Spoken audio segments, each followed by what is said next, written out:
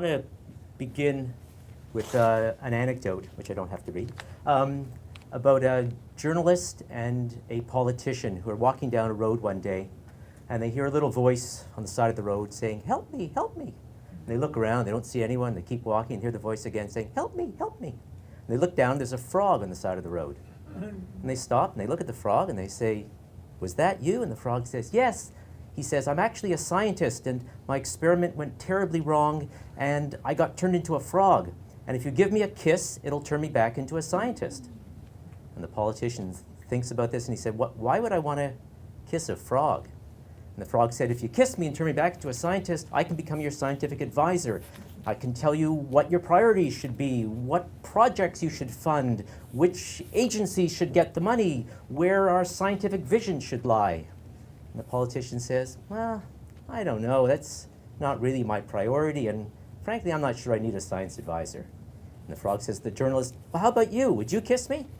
And the journalist says, "Well, why would I do that?" And he says, "Well," the frog says, "if you turn me back into a scientist, I can tell you what science stories to write and who are the really good scientists to talk to, and I can help explain the research for you." And the journalist reaches down, grabs the frog, stuffs it in his pocket, and starts to walk away. The politician says, "Well, wait a minute. What are you doing? You didn't kiss him." And the journalist says, "Don't be silly. Everyone knows a talking frog's more valuable than a scientist." Which I think goes to prove that we all have some problems in building trust in science. The scientists are self-absorbed, the journalists are self-interested, and the politicians in public are wary. So from my perspective as a science journalist, I want to talk about communicating science, because that's what I do or try to do, and talk about how that relates to building or destroying trust in science. And I'm going to look at what I would call the three pillars that I think support trust in science, and that's the scientists, the public, and the journalists. And I want to take each in turn. And I guess I'm going to start with the scientists, because in fact, that's where it all begins, with the scientists who are doing the research and who may or may not be willing to communicate their work. One of the first problems with scientists communicating their work and building the trust in science is their ability to, in fact, communicate. And I have a cartoon on the wall of my office which shows you kind of classic scientist in the white lab coat, and behind him is a blackboard filled with quotations and filled with equations and complicated equations. And he's talking to a reporter who's got the notebook open, and the scientist is saying, "Layman's terms, I don't know any layman's terms." And I think that's really the first problem we encounter in terms of scientists trying to communicate their science. And I'm just going to play you a little example of that, if I may, if I can.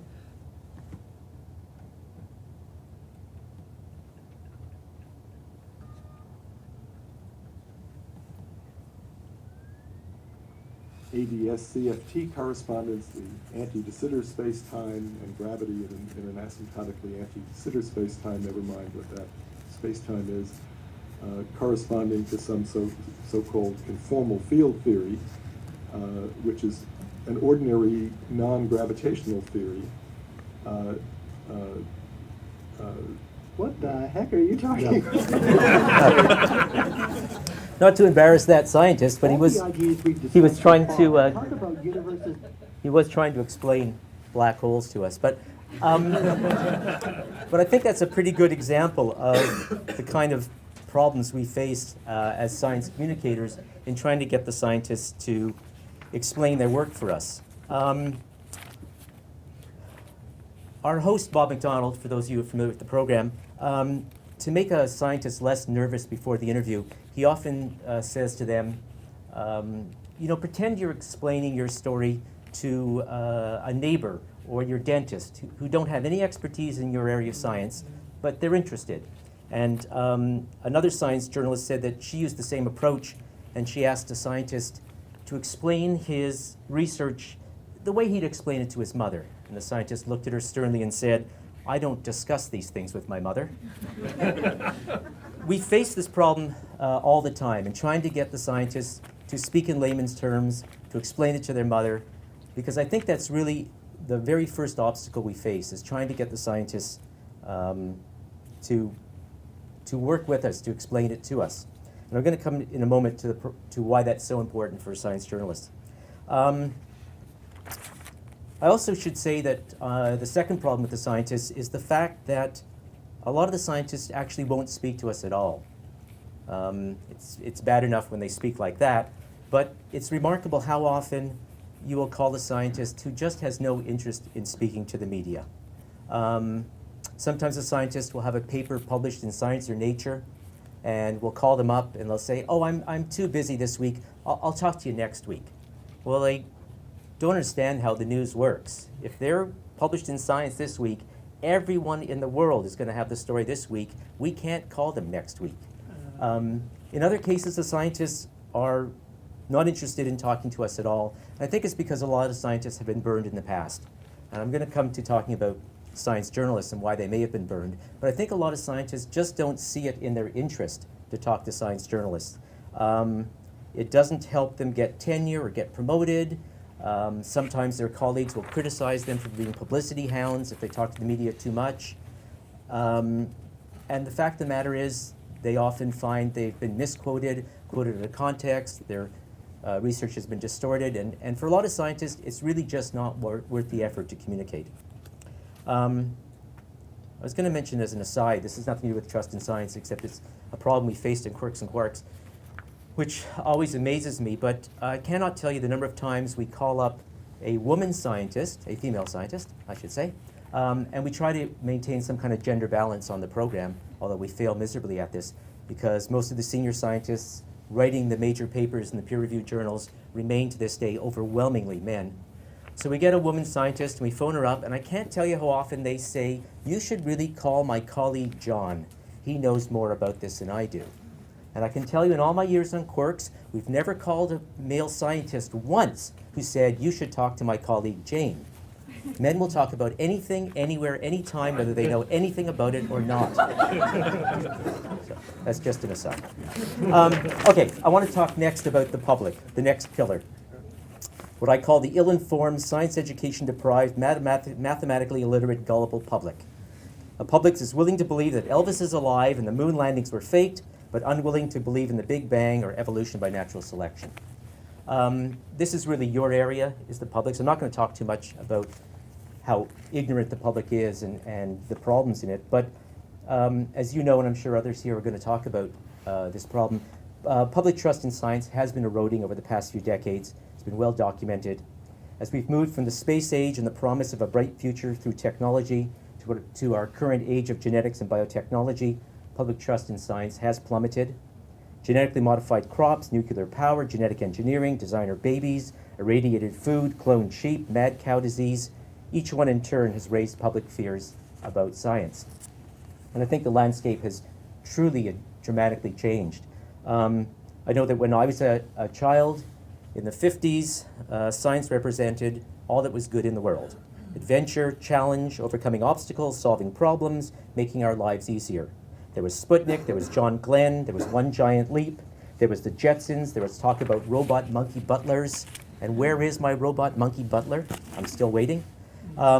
Cities of the future, there were polio vaccines, birth control pills, science was progressive, and scientists were heroes. Flash forward to the 1990s. Now science was dangerous and threatening, scientists evil and untrustworthy. We had Chernobyl and 3 Mile Island, Monsanto and Frankenfoods. We had BSE and HRT. The bottom line was that science could no longer be trusted. And the public retreated into alternative health, holistic medicine, fear of vaccines, anti-GMO protests, warning about gray goo, and on and on. The bond of trust had been broken. And as others have pointed out, deference is dead in our society. We no longer blindly trust authority figures, science included. So that means the science community now has to earn the trust and respect of the public.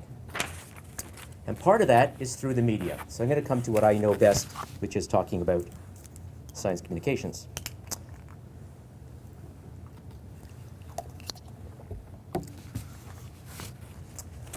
I called this talk, Why the Media Can't Tell Their Asteroid from Their Ebola, and that pretty much sums up what I think of most of the media coverage of science and medicine. I have a top 10 list of why this is so, but essentially it comes down to the fact that the majority of science stories in the mass media in North America are written or produced by people who are not science journalists. My friend Peter and I are exceptions, and we're lucky exceptions. we get to do just science. We are full-time science journalists, but there are very few of us in the country. Peter has more accurate figures than I do, but honestly, I could probably name all of the full-time staff, dedicated science journalists in Canada on my fingers, which means that the rest of the media is relying, and I include, by the way, CBC Radio and TV News among these, are relying on general beat reporters and producers to cover the science. And that leads to a variety of problems: inaccurate reporting, confusing reporting, sensational reporting, fearful reporting, ignorant reporting, superficial reporting, gee whiz reporting, and just plain dumb reporting. Put it together, what do you get? You get a media that significantly contributes to the erosion of trust in science. So I want to look at why that happens. And we start with the fact that since most journalists, since most of the science stories are not being written by science journalists, they're being written by general reporters and general beat reporters, we find out that most journalists in Canada and in North America, and in fact probably all over the world, but particularly in North America, do not have a science background. I think the figure I saw was 95% of journalists do not have a science degree or any science training. I myself don't. Peter's actually a rare exception among journalists that I know. He actually has a science degree, but I don't know another one, not one, except the people on Quirks and Quarks, but that is a specialty show. But the general beat reporters who are trying to cover the science don't have a science degree or science training, and that's problem one. That leads to problem two, which is if you don't have the training and the education, you don't understand the research, and you can't read the studies because you're not familiar with the concepts or the language. That leads to problem three. If you can't understand the science and can't read the actual studies, you have to rely on the press releases to explain it for you. And that, of course, leads to all sorts of issues. There's spin or hype in a lot of the press releases. Everyone has an agenda. Universities are trying to raise their profile. Companies are trying to raise investments. Universities are trying to attract donations. Everyone's got a reason to spin their research in their press releases. In addition, if the press release comes from a university, chances are it was written by another person without a science degree or background. So if the scientist trying to explain it to a public information officer who doesn't know any science, the press release then goes out to an assignment editor who doesn't know any science, who assigns it to a journalist who has no science, who then writes it for the public who really have no science. So you can see there's a cascading effect here, all beginning with the fact that we don't have science journalists doing the science journalism. That leads to problem number four. If in fact the press release is accurate, well written, responsible, and clear, which is not often, science is really, really, really hard. I try to tell this to other journalists in the workshops I lead at CBC. It's really, really hard. And without the training and background and education, even if the press release is clear, the scientists still don't get it. They just don't understand really, really basic concepts, and I'll come to that a little later. So the over-reliance on press releases leads to the next problem, which is reporting on claims or studies that have not been published. This is particularly grievous in the area of medical reporting. This may have been covered in this morning's workshop with Joel Lection. Was that covered? No.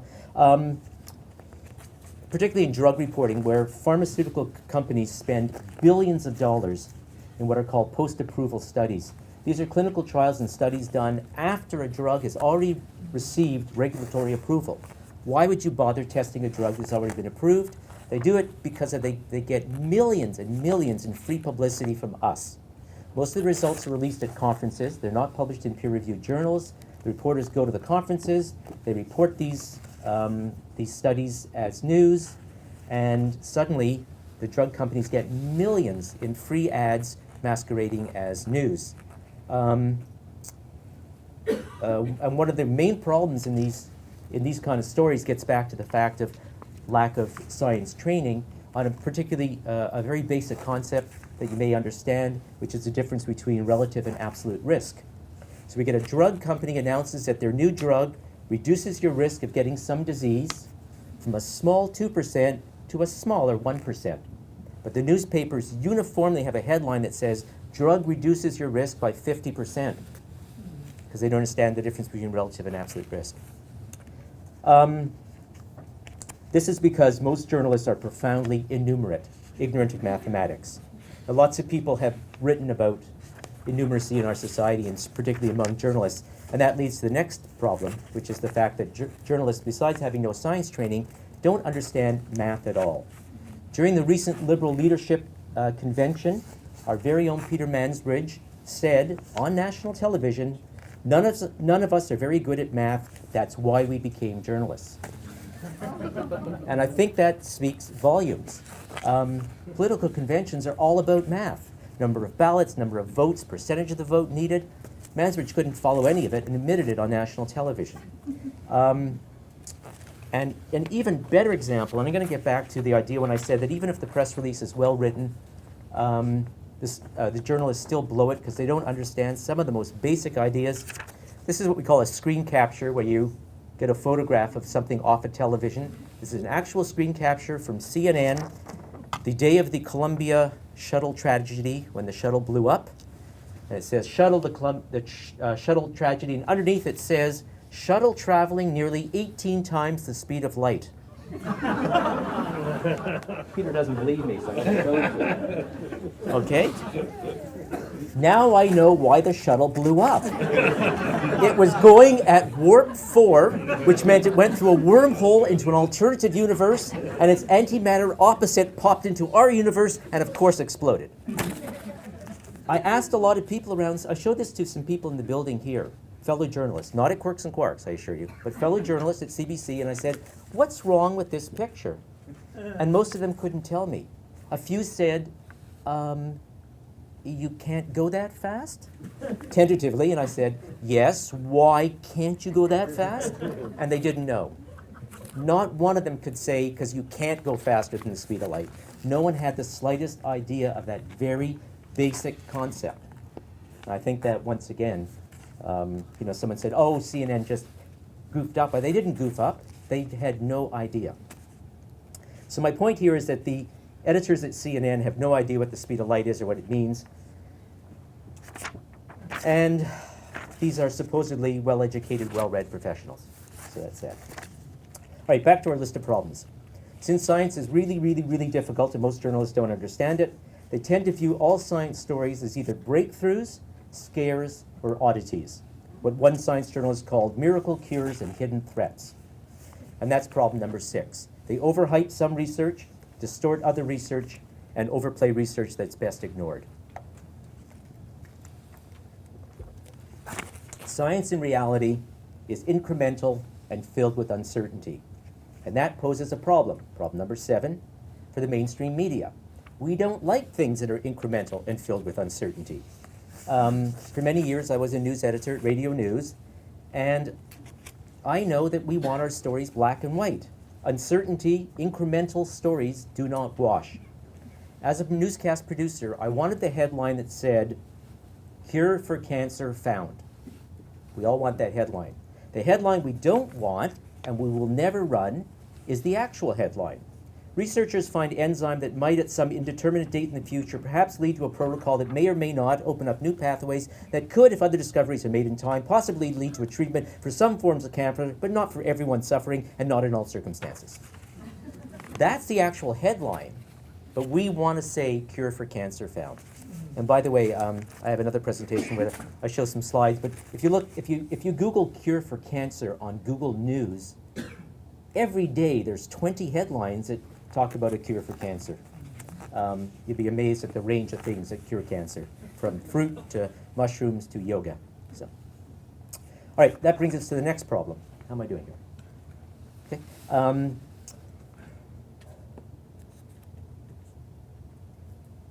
The next problem is that science doesn't play by the same rules as other areas that journalists are used to covering, particularly politics. Most general beat reporters, the one who I mentioned are covering the science, have covered politics because that's what all of us start doing, and that's what I started doing, covering Vancouver City Hall. We're all used to covering politics. And in politics, opinions matter, and every opinion is equal. I say Harper's policies are good, you say Harper's policies are bad. The story quotes both of us, it's balanced and fair. Both of our opinions are valid and equal.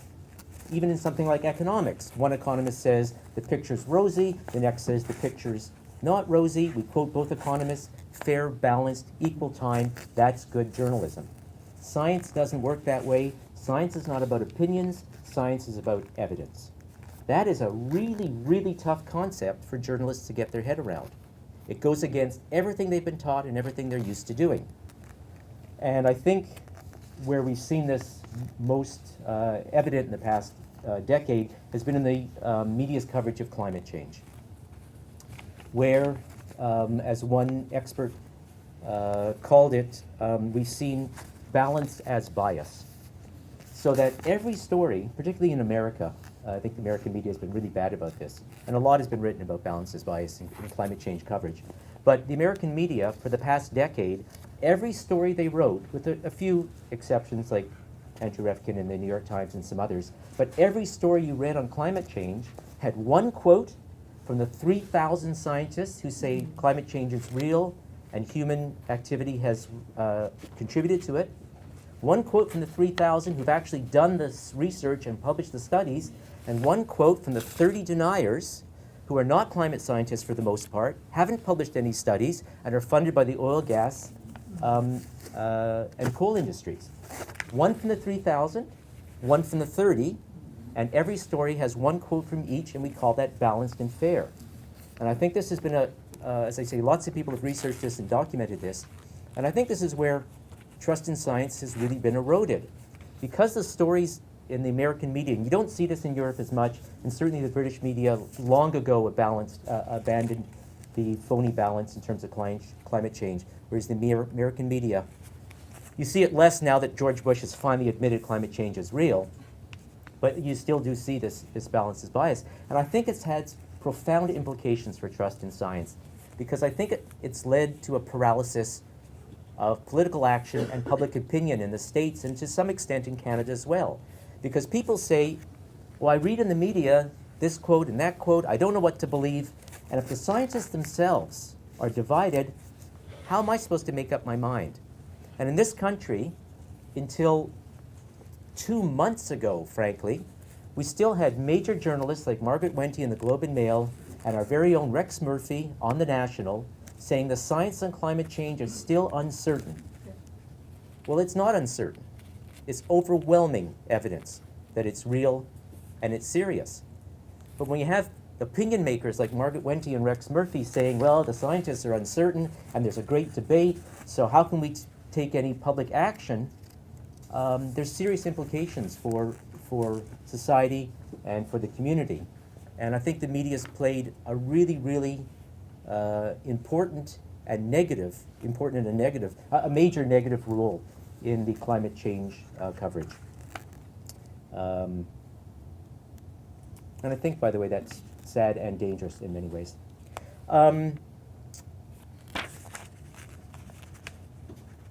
There was a report, I'm just going to wrap up now because I think I'm just about out of time here.